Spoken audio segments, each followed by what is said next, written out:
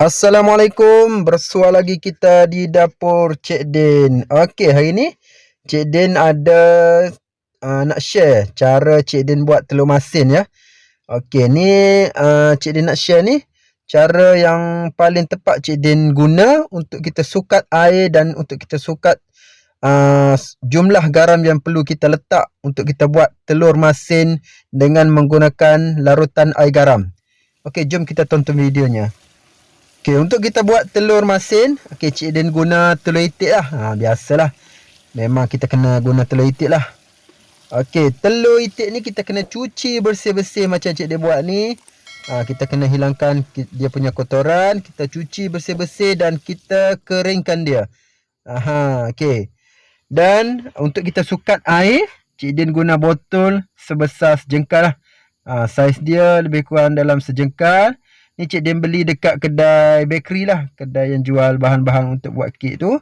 Okey, air ni kita kena sukat separuh daripada botol ni. Kalau kita nak buat, kita kena sukat ikut botol lah, saiz botol. Kita kena ambil separuh daripada isi padu botol tu. Macam Cik Din buat ni, Cik Din guna 2 botol. Cik Din sukat untuk 2 botol lah. Okey, lepas tu Cik Din guna garam kasar ya.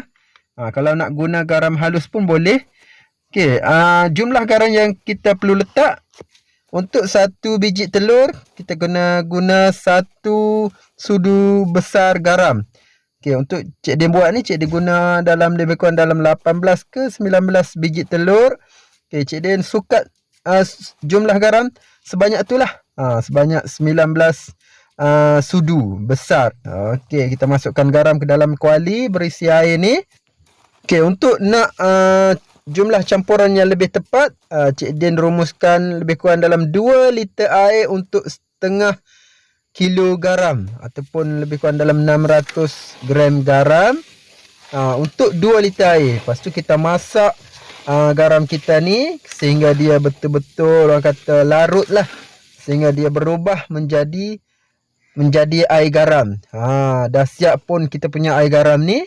Air garam ni kita kena sejukkan sampai dia betul-betul sejuk. Barulah kita boleh campurkan ke dalam botol kita. Ni telur yang Cik Din dah siap-siap basuh tadi. Dah keringkan siap-siap. Okey, telur ni kalau kita perhatikan, telur itik ni dia ada 2 jenis ya. Satu yang lebih gelap warna dia dan satu yang lebih terang.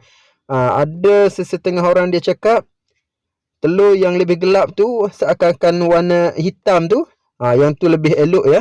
Dia punya warna oranye ataupun warna kuning dia tu lagi terang warna dia. Cantik untuk kita buat telur masin ni. Okey. Ni petua orang-orang dulu-dululah kalau nak pilih telur itik yang orang kata yang cantik, bila kita buat telur masin, kita kena guna telur yang lebih kurang macam ni lah. Yang lebih gelap, lebih hitam tu warna dia. Okey, kita masukkan telur ke dalam botol kita ni.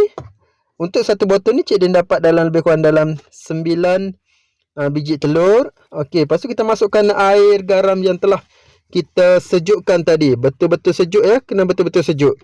Okey, kita masukkan sehingga dia penuh lah.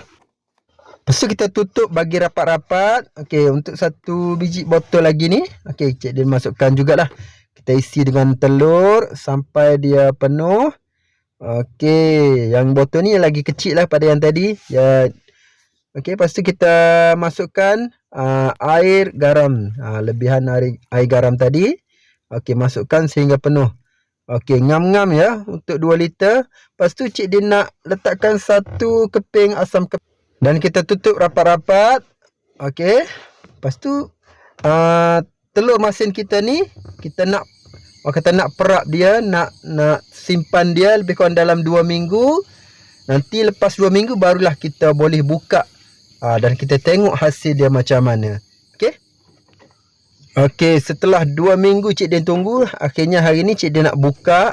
Okey, kita nak rebus dulu kita punya telur masin ni. Okey, nampak tak? Inilah hasil dia. Telur ni kita kena rebus dulu bagi dia masak. Lepas tu kita kena sejukkan dia. Okey, kita tengok hasil dia macam mana nanti. Dan kalau kita buat telur masin sendiri macam ni, modal untuk kita beli telur mentah baru lebih kurang dalam 80 sen ke 70 sen satu biji kalau kat tempat Cik Den ya. Okey, kita buat sendiri lagi jimat lah. Kalau kita beli yang dah siap-siap jadi telur masin tu lagi mahal lah. Okey, kita buat sendiri memang orang kata berbaloi. Memang orang kata dari situ kita boleh ilmu dan kita boleh jimatkan kos kita. Okey, telur ni kita kena rebus dulu bagi dia betul-betul masak. Rebus macam biasa, macam kita rebus telur ayam macam biasa tu. Okey, lepas tu bila dah sejuk, Cik Din kita nak belah dulu kita punya telur ni. Kita nak tengok hasil dia macam mana. Okey, pastikan pisau tu betul-betul tajam ya. Wow, tengok hasil dia. Memang sangat cantik. Kita punya telur kuning tu dah jadi oren dan dia tak, orang kata tak lembik. Memang sangat menjadilah. Cik Din pun teruja first time buat dah menjadi macam ni. Okey, kepada yang dah menonton video ni boleh cuba buat sendiri telur masin dekat rumah. Lagi jimat dan boleh makan banyak-banyak. Okey, sehingga jumpa lagi di next video. Assalamualaikum.